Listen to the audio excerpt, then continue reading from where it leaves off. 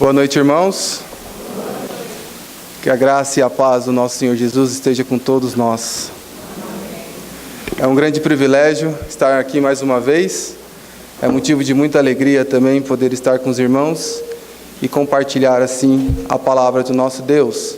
Para tal feito, peço aos amados irmãos que abram suas Bíblias no livro de Colossenses, no capítulo 1. Nós vamos ler dos versículos 15 até o 23.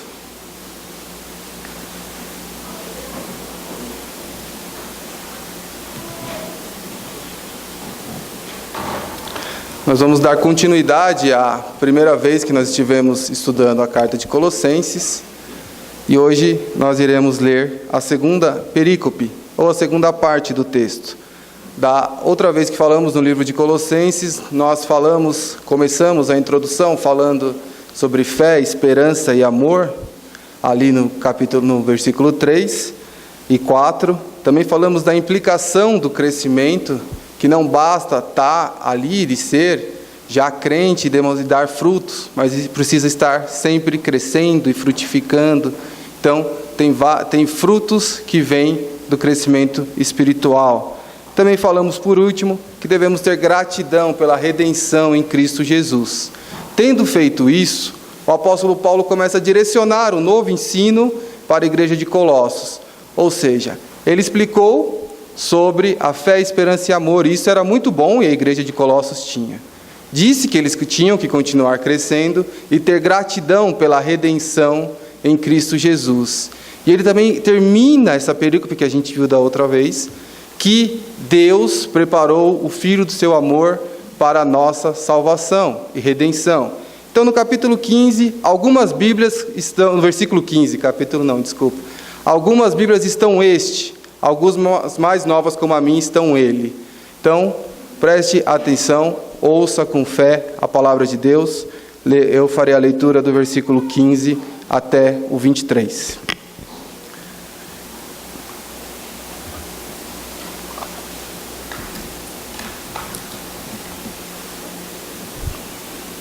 Ele é a imagem do Deus invisível, o primogênito de toda a criação, pois nele foram criadas todas as coisas, nos céus e sobre a terra, as visíveis e as invisíveis, sejam tronos, sejam soberanias, quer principados, quer potestades.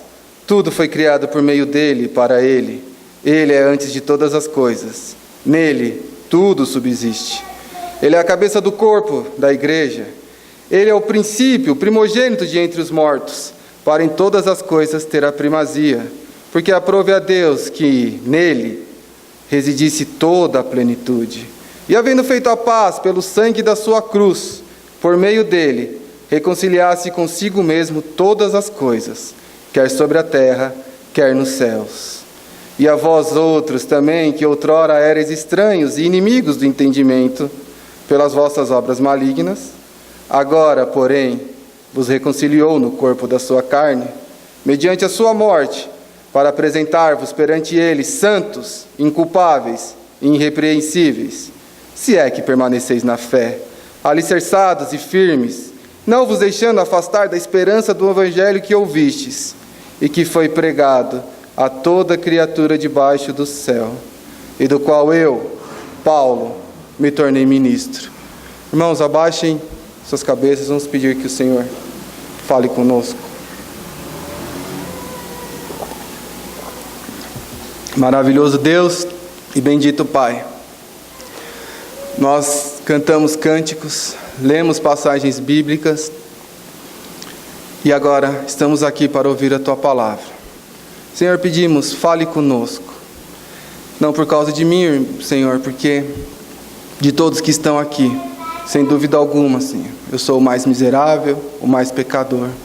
Mas pela Tua graça bendita, Senhor, nós estamos diante da Tua igreja amada, do qual Cristo é o cabeça. E pela misericórdia e pelo amor em Cristo Jesus, pedimos, Senhor, ser propício a nós e fale com a Tua igreja. Que as lições que vamos ver neste texto fale aos nossos corações, de modo, Senhor, que o Espírito aplique a palavra em todos nós. Senhor, ser propício a nós, fale com cada um de nós. Nós oramos no nome de Jesus. Amém. Irmãos, antes de entrar propriamente dito na exposição do texto, nós temos que entender que do versículo 15 ao 20 é uma unidade única, é um pensamento, não é um pensamento, é um hino. O apóstolo Paulo descreveu um hino. Ele quer falar sobre a absoluta supremacia de Cristo. Portanto, ele pega provavelmente um hino que era muito conhecido nessa época, e do versículo 15 ao 20, ele fala deste hino. Os versos 15 e 20 formam uma unidade. Se não foi uma pérola literária composta pelo apóstolo Paulo, provavelmente foi um hino ou algum testemunho fixo da igreja primitiva adotado por Paulo, reproduzido aqui por ele, sem mudança alguma ou com algumas alterações cabíveis para a igreja de Colossos. De qualquer modo, é uma unidade. A primazia de Cristo é demonstrada da seguinte maneira. Reparem, irmãos, que se é uma unidade, nós temos 6 versículos. Então, os 3 primeiros versículos, 15, 16 e 17, eles vão falar sobre a primazia de Cristo na criação. Cristo tem primazia na criação de todas as coisas. E nós vamos ver isso profundamente no texto. E a segunda parte, ou a segunda estrofe do hino, são os versículos 18, 19 e 20. Ele fala da primazia de Cristo na redenção. Nós temos redenção por Cristo Jesus. Depois, a última parte não é um hino, não é algo que já era conhecido na igreja. Mas fique bem claro, irmãos, que esse hino é uma unidade. Reparem palavras primogênito. A palavra primogênito, ela é repetida na primeira estrofe, no versículo 15 e no versículo 18. Por meio dele é repetido no versículo 16 e no versículo 20. Repare, sempre na primeira e na segunda estrofe. Nos céus e na terra, no versículo 16 e no versículo 20. Então é uma unidade, é um hino que o apóstolo Paulo coloca aqui. Eu sugiro aos irmãos, quem tiver oportunidade, de escutar a música Colossenses do Projeto Sola. É essa letra, ipsis literis, eles fizeram essa letra de Colossenses. Existe um paralelismo definido de ideias e formas. A glória de Cristo na criação é balanceada por sua majestade e redenção. Então esse hino, ele mostra que Cristo, ele criou todas as coisas, mas ele também nos reconciliou com Deus. Este hino foi colocado aqui para uma introdução do assunto que o apóstolo Paulo vai começar a tratar. Nós falamos de heresias que existiam na igreja de Colossos. E uma heresia que o apóstolo Paulo começa a tratar aqui, e nós percebemos na leitura de Hebreus, eles começaram a falar que os anjos também eram dignos de adoração. E o apóstolo Paulo começa a refutar isso, falando que o único digno de adoração é o nosso Senhor Jesus Cristo. Portanto, ele fala sobre a supremacia de Cristo e começa falando de Cristo como Redentor na criação. Vamos examinar de maneira um pouco mais sucinta o versículo 15. Ele, que é a imagem do Deus invisível. Ora, se o Filho é a própria imagem do Deus invisível, e se o Deus invisível é de eternidade em eternidade, então também o Filho deve ser a imagem de Deus eternamente. Com relação à sua divindade, ele não pode pertencer à categoria de tempo e espaço. Ele não pode ser uma mera criatura, mas deve estar em uma classe superior, isso é, exaltado acima de toda a criatura. Como os falsos mestres estavam ensinando que os anjos deveriam ser adorados conforme Cristo era, o apóstolo Paulo fala, não, ele é a imagem do Deus invisível. Portanto, quem vê a Cristo, vê o nosso Senhor, o nosso Deus, o bendito Pai. É isso que o apóstolo Paulo está falando no primeiro. Então vocês querem comparar anjos com aquele que é a imagem do Deus invisível, como nós lemos em João, e o primogênito de toda criatura. Portanto, o que é ensinado aqui não é que o Senhor Jesus Cristo foi criado. Se Paulo ensinasse isso, ele estaria concordando com a heresia de Colossos. Não, ele está refutando isso. É impossível Cristo ser criado e ao mesmo tempo ser criador. De maneira alguma. Conforme está no versículo 16, e que o apóstolo Paulo ensina aqui, é que Cristo é preeminentemente e possui o direito da herança de toda a criação. Então, quando ele fala que ele é o primogênito de toda a criatura, Ele não foi a primeira coisa a ser criada. Não, ele sempre existiu. Ele é, por direito, o herdeiro de tudo aquilo que foi criado. Tudo aquilo que foi criado, irmãos, pertence ao nosso Senhor Jesus. Nada do que foi criado não é dele.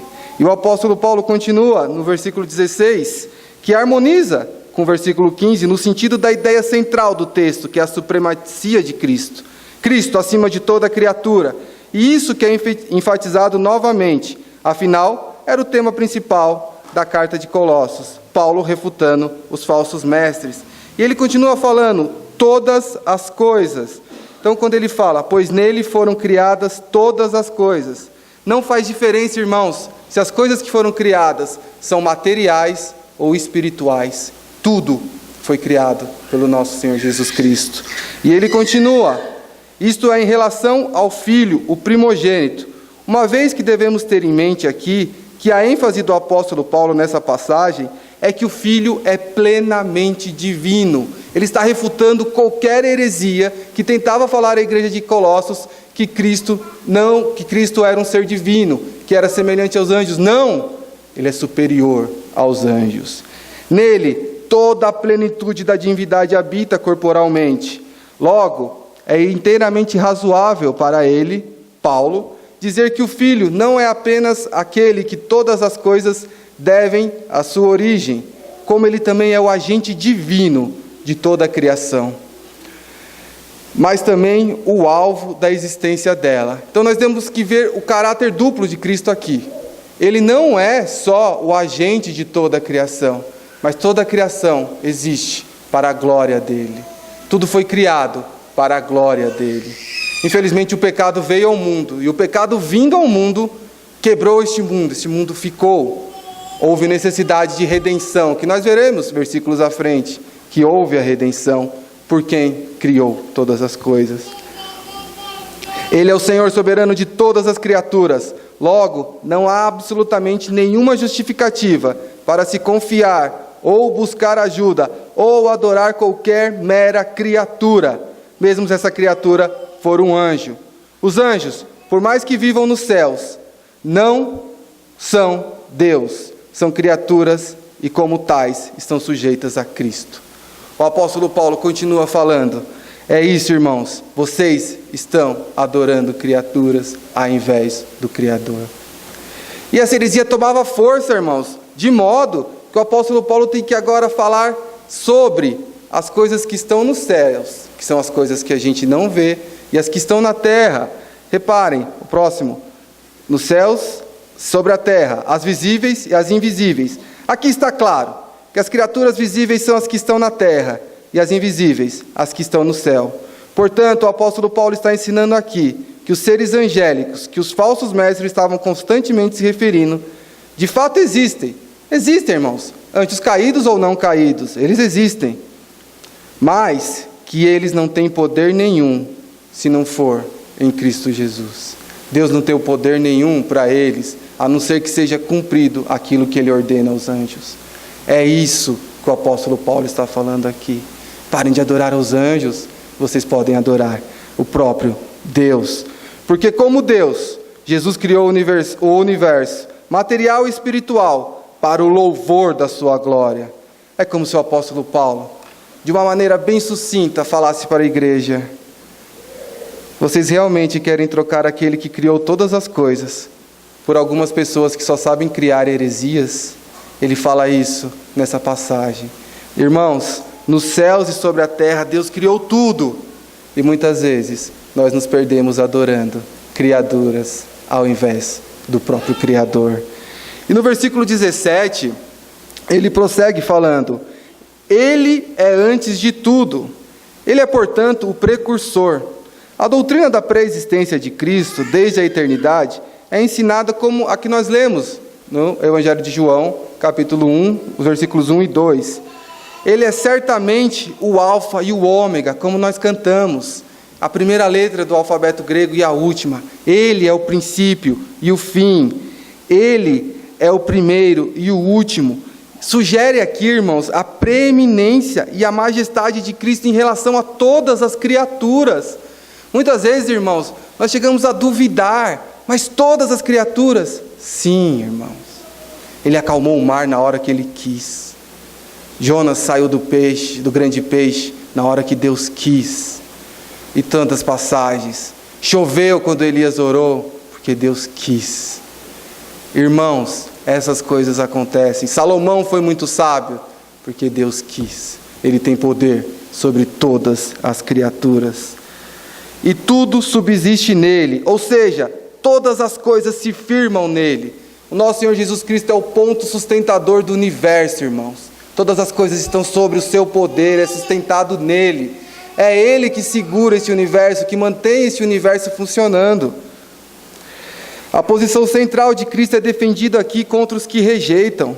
Aquele em relação ao qual, por meio do qual e com vistas ao qual todas as coisas foram criadas, é também aquele que sustém todas as coisas. Deus criou tudo, e nós vamos ver isso na próxima passagem, para Cristo. E Ele, com seu amor incrível, sustém todas essas coisas. Até como nós veremos no final, que a consumação seja completa. Por isso, irmãos, nós devemos louvar a Cristo, que é o nosso mantenedor e sustentador de tudo. Cristo é o nosso Senhor.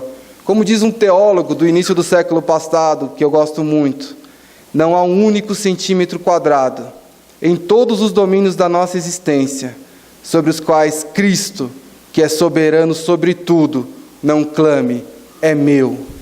Todo lugar no cosmos, irmão, tudo que é criado, tudo que existe, o que a gente pode ver e o que a gente não pode ver, foi criado para Ele. Ele é o Senhor da criação, Ele é o Criador. E como Senhor bondoso, além de criar, Ele mantém este universo, este mundo, até o dia da consumação. Agora nós passaremos para a segunda parte, mas antes queremos dizer que, em suma, a primeira estrofe do hino mostra que no que se refere às criaturas, Cristo é primogênito. A gente pode ver isso no versículo 17. Ele é ponto de referência, agente e alvo. Nós podemos ver isso no versículo 16. E Ele é precursor e sustentador. Nós podemos ver isso no versículo 17. Então o hino, a primeira estrofe canta essas coisas. E agora a segunda estrofe fala da primazia de Cristo na redenção. Ele é o cabeça do corpo da igreja. Ele é o princípio, o primogênito de entre os mortos, para em todas as coisas ter primazia. A seção que demonstra a preeminência do Filho na esfera da criação terminou. Aqui no verso 18 tem início o parágrafo que descreve sua igual soberania na esfera da redenção. Nós lemos: Ele é o cabeça do corpo, a igreja. Se o Filho é a cabeça orgânica do corpo e soberano da igreja, então a igreja não é de modo algum dependente de qualquer criatura, seja anjo ou outra coisa. O que nós devemos ver aqui, irmãos? Quem sustenta a igreja é o cabeça. E quem é o cabeça da igreja? É Cristo. Então quem tem nos sustentado, irmãos, é o próprio Cristo. É Deus na segunda pessoa. É Ele que é o cabeça da igreja. Irmãos, muitas vezes nós vamos nos sentir desanimados, cansados e às vezes exauridos. Mas o cabeça da igreja não somos nós. O cabeça da igreja não é o conselho da igreja. O cabeça é Cristo. Portanto, irmãos, nós temos que estudar. Nós temos que nos apegar e estar mais próximos de Cristo, pois Ele é o cabeça da igreja. Essa é a clara implicação contra os falsos mestres. A igreja não recebe seu crescimento e liderança do Senhor vivo? Ela não é fortalecida pelo poder do próprio Deus e governada pela palavra do Espírito? Essa não é verdade? Portanto, em Cristo, ela tem tudo o que necessita. E que sem Ele, a igreja não pode fazer nada. Nós devemos ouvir os ensinamentos de Cristo, que é o cabeça da igreja. Por isso, irmãos, é a necessidade de sempre estar conhecendo mais a Cristo. Nós não podemos nunca baixar a guarda e saber que o nosso conhecimento é suficiente. Sempre estar buscando mais, sempre estar buscando mais. Como nós falamos na outra vez que estivemos meditando na carta de Colossenses, é ato contínuo, é no gerúndio que não é errado, é no menor tempo para a ação. Não é no gerundismo, é sempre crescendo, sempre estudando. E o apóstolo continua, que é o princípio, o primogênito dos mortos, Por sua triunfante ressurreição, para nunca mais morrer, Cristo lançou o fundamento da vida santificada. Então, ficou estranho. Como Cristo é o primogênito dos mortos? Ele foi o primeiro a morrer? Não, irmãos, pelo contrário. Ele foi o primeiro a ressuscitar para nunca mais morrer. Quando o Senhor Jesus Cristo ressuscitou ao terceiro dia daquela Páscoa tão escura e nos salvou, Ele ressuscitou para nunca mais morrer. E nós, irmãos, todos nós, um dia também seremos ressurretos para nunca mais morrer. E Cristo foi o primogênito nisso. Ele foi o primeiro a ressuscitar para nunca mais morrer. E vai chegar a nossa vez, irmãos, de um dia ressuscitar para nunca mais morrer. Essa ressurreição também é o início, o princípio ou a causa gloriosa da ressurreição física de todos nós. Daí a afirmação verdadeira que Cristo faz: porque eu vivo, vocês também viverão. Lá em João 14:19, o nosso Senhor Jesus Cristo fala isso. É Ele quem abre o caminho e conserva as chaves da morte e do Hades. É Ele que tem autoridade sobre a vida e a morte. É Ele que de um lado venceu a morte completamente e do outro trouxe a luz da vida e santificação por meio do Evangelho. Foi Cristo, irmãos, foi Cristo que fez isso por nós. Ele venceu a morte completamente. Ó morte, onde está a sua vitória? E do outro lado, Ele é luz da vida e santificação por meio do Evangelho. Esses somos nós, irmãos. Nós estamos deste lado aqui. Por enquanto, nós vivemos pela luz de Cristo e pela santificação do Evangelho, a cada dia crescendo no conhecimento e na graça do nosso bendito Salvador. Portanto, assim vamos para o versículo 19. Porque aprove a Deus que nele residisse toda a plenitude. Certamente era do bom deleite de Deus que em seu Filho habitasse toda a plenitude. Os poderes e atributos da deidade de Deus não eram destinados à distribuição entre uma multidão de anjos. O que o apóstolo Paulo fala aqui: a plenitude reside em Cristo. Isso não está destinado a anjos, isso não está destinado a nada que foi criado. E ele continua falando sobre a supremacia ou a soberania divina de Cristo, que é completa, e não era para ser entregue por anjo nenhum, a não ser pelo próprio Cristo. A plenitude é a essência da glória de Deus, que constitui fonte da graça e glória para os crentes. Não reside em nada que foi criado, reside no Filho do seu amor, no Filho do amor de Deus. A plenitude que nos salva reside em Cristo Jesus. A plenitude que nos dá fôlego de vida e que nos dá ânimo quando nós estamos cansados está em Cristo Jesus. Somente nele, e não em anjos ou qualquer outra criatura, habita em Cristo o mediador glorificado e se manifesta tanto na criação como na redenção. Por isso que o hino tem essas duas estrofes, falando da criação e da redenção. E aí nós continuamos no versículo 20. E que, havendo feito a paz pelo sangue da sua cruz, por meio dele, reconciliasse consigo mesmo todas as coisas, quer sobre a terra, quer nos céus. O significado real, irmãos, de Colossenses 1:20 é provavelmente o seguinte: o pecado arruinou o universo. Ele destruiu a harmonia entre as criaturas e também entre todas elas, entre todas as coisas e o seu Deus. No entanto, por meio do sangue da cruz, o pecado foi vencido. A demanda da lei foi cumprida. A maldição do pecado foi destruída. Assim também a harmonia foi restaurada. A paz foi estabelecida. Por meio da cruz de Cristo, o universo é conduzido e restaurado ao seu correto relacionamento com Deus, no sentido de justa recompensa pela obediência de Cristo. E Cristo foi exaltado e está sentado à destra do Pai, sobre posição de autoridade e poder, e governa todo o universo para o bem da igreja e para a glória de Deus. Essa é a parte maravilhosa, é a conclusão da redenção. Nós tivemos redenção, não, irmãos, pelos nossos próprios méritos, não pelos méritos de qualquer criatura, não. nós tivemos redenção. A obra foi completa em Cristo Jesus. Depois do mundo ter sido quebrado pelo pecado, Cristo reestabeleceu a paz. Para os seus, claro, mas reestabeleceu. Irmãos, que coisa maravilhosa que nós oramos neste culto e oramos todos os dias diretamente ao nosso Deus. Isso não era possível para os nossos irmãos do Antigo Testamento. Foi Cristo que nos deu isso. Cristo nos deu muito mais coisas. Ele nos deu perfeita liberdade de adoração. Ele nos deu amor para com os nossos irmãos. Ele nos deu uma igreja. Ele nos deu um lugar de congregar. E sobretudo, irmãos, Ele nos deu salvação. Mas, infelizmente, irmãos, as criaturas se submetem de formas diferentes ao Criador. Existem nós, que nos submetemos ao senhorio de Cristo e o louvamos pela criação e redenção. E existem aquelas criaturas, conforme os anjos caídos também são, que permanecem rebeldes, à obra de Cristo, e vão sofrer pela eternidade no inferno, longe do bom Salvador.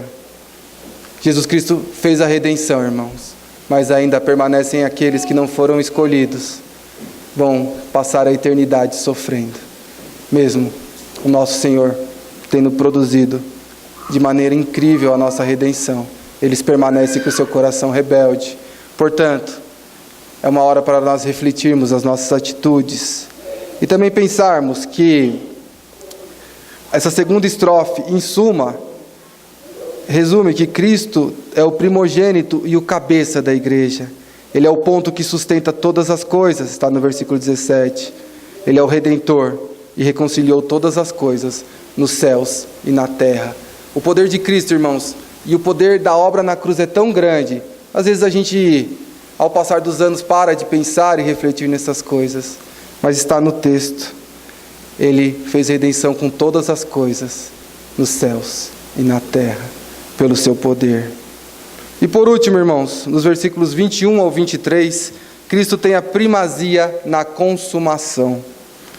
É uma obra escatológica, mas é tão presente em nossas vidas. Versículo 21, a vós outros também que outrora eres estranhos e inimigos no entendimento pelas vossas obras malignas. O sentido aqui empregado é como se o apóstolo Paulo dissesse: vocês foram separados, não tinham acesso, estavam alienados da comunidade de Israel, alheios aos pactos da promessa, sem esperança, sem Deus no mundo, bem longe, obscurecidos no entendimento, longes de Deus. Mas o apóstolo Paulo é duro no versículo 21, mas porque ele vai apontar no versículo 2 para a obra da consumação. Mas, irmãos, aqui estávamos todos nós. Esse versículo resume toda a nossa vida, de todos nós, antes de estarmos com Cristo. Antes de termos o dia que fizemos a nossa pública profissão de fé, ou o dia que decidimos ir para catecúmenos, ou o dia que, quando adolescentes, falamos para os nossos pais que queríamos professar a mesma fé que eles. Antes disso, irmãos, todos nós estávamos dentro destes versículos. Nós éramos estranhos, inimigos do entendimento. Estávamos longe de Deus pelas nossas obras malignas. Mas aprove a Deus, irmãos, o versículo 22, no qual nós estamos inseridos. Agora, porém, vos reconciliou no corpo da sua carne, mediante a sua morte, para apresentar-vos perante Ele, santos, inculpáveis e irrepreensíveis. Tudo citado no versículo 21, agora é passado, não existe mais. Por quê, irmãos? Por meio do sangue do Filho do seu amor, a paz foi estabelecida. Pela graça soberana de Deus, na morte expiatória de Cristo, nós somos reconciliados com Deus. Nós passamos a fazer parte da família de Deus. E agora opera em nós, em nosso coração, que opera de tal modo no coração do pecador, pelo Espírito Santo, que o pecador deixa de lado a sua vida longe de Deus e agora participa dos frutos da perfeita expiação de Cristo. Isso que aconteceu em nossas vidas, irmãos. Nós, que éramos estranhos, que estávamos longes, agora estamos próximos de Deus, pela obra de Cristo Jesus. E o apóstolo Paulo continua: para apresentar-vos perante ele, santos, inculpáveis e irrepreensíveis. A apresentação aqui referida deve ser considerada definitivamente como escatológica, quer dizer, referente à grande consumação de quando Jesus retornar, em todo o seu esplendor de glória. É confortador saber que não somente o apóstolo Paulo almeja com alegre antecipação o tempo que hão de apresentar o fruto da graça de Deus, e a noiva terá o encontro que tanto espera com seu noivo. Irmãos, essa passagem, e quando o apóstolo deixa escrito que nós vamos nos encontrar, vamos estar irrepreensíveis, vamos estar santos, essa passagem escatológica, irmãos, aponta para a consumação. E Cristo tem primazia na consumação, porque quando ele falou na cruz, está consumado, de fato estava. Nós, alguns anos atrás, estudamos estudo de doutrina na quarta-feira sobre escatologia, e nós aprendemos uma lição preciosa naquela época. Nós já estamos com Cristo, já vivemos um pedacinho do céu cada dia, mas ainda não. Mas chegará um dia, irmãos, que não existirá esse ainda não. A obra vai estar consumada por completo, e nós viveremos no céu. E ali, irmãos, a dor que a gente sente hoje, a gente não vai sentir. Essa tristeza que pega a gente às vezes, não vai existir nunca mais. A saudade, irmãos, de queridos nossos que já foram, não vai existir. Ali, irmãos, depois da obra consumada, essa saudade que nós temos de Deus, essa saudade que nós temos do que nós não vivemos ainda, nunca mais vai existir. Porque nós vamos viver com o próprio Deus, todo dia. Ali, irmãos, haverá consumação. É disso que o apóstolo Paulo fala, quando ele diz que apresentar-vos perante ele, santos, inculpáveis e irrepreensíveis, será no dia da consumação total, o dia que nós vamos encontrar o amado das nossas almas, o nosso noivo. Não só o apóstolo Paulo tinha esse sonho, mas nós temos esse sonho, essa realidade futura em nossa vida. Mas em Sofonias 3,17, eu vou ler, os irmãos não precisam abrir, também diz uma esperança escatológica muito bonita. Ele se regozijará em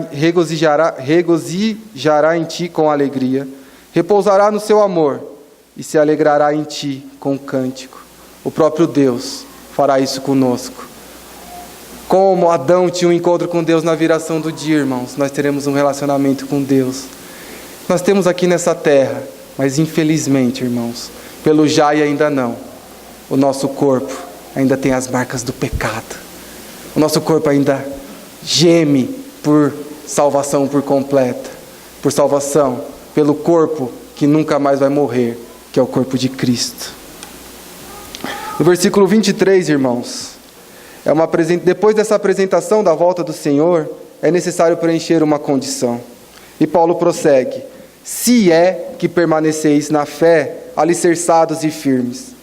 A preservação divina pressupõe perseverança humana. Então, irmãos, a preservação divina pressupõe que nós vamos perseverar como seres humanos. É a doutrina que nós mais gostamos, é a soberania de Deus e a participação humana. A perseverança prova o genuíno caráter da fé e é, portanto, indispensável à salvação. Aliás, ninguém pode permanecer na fé por suas próprias forças. Isso está em João 15:5. É necessária a graça capacitadora de Deus, do início ao fim. Filipenses 2, de 12 a 13. Entretanto, isso não cancela a participação humana, o esforço contínuo, ininterrupto e tenaz, igual está em Hebreus 12, 14. E aqui, irmãos, é onde que nós temos que pegar a nossa participação na salvação.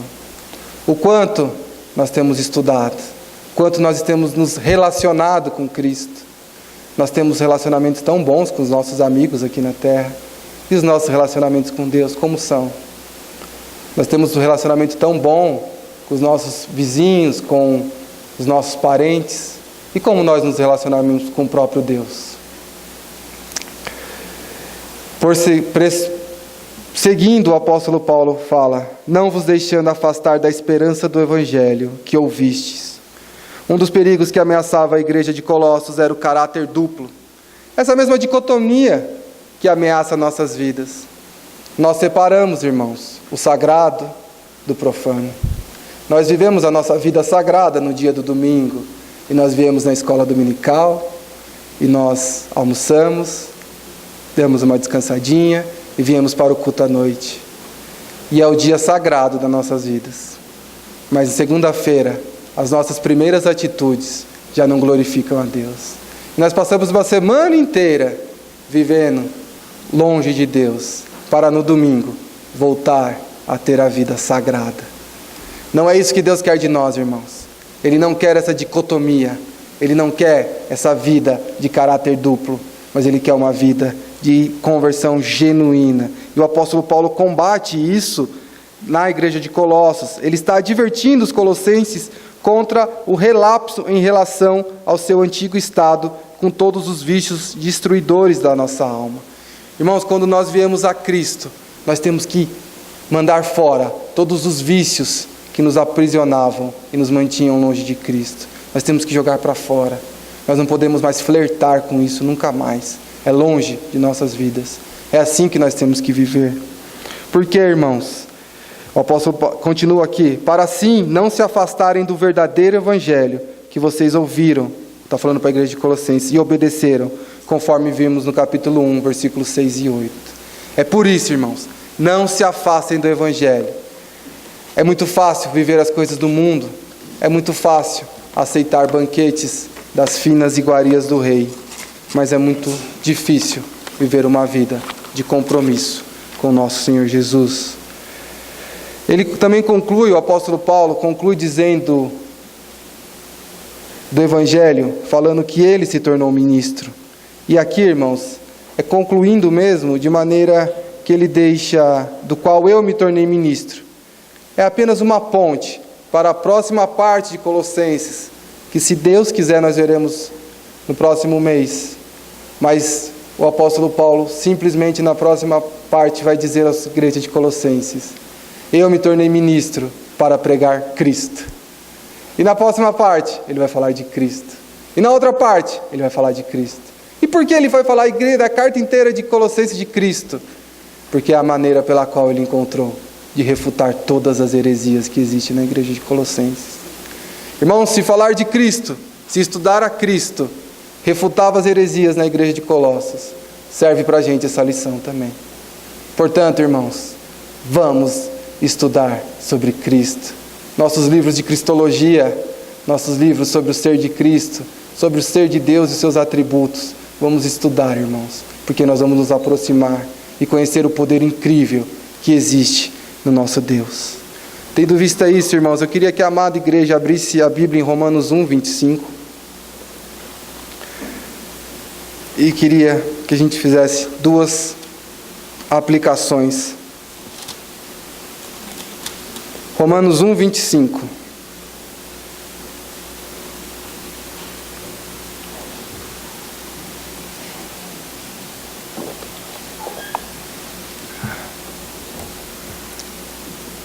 Romanos 1, 25, irmãos, vamos ler todos juntos? Pois eles...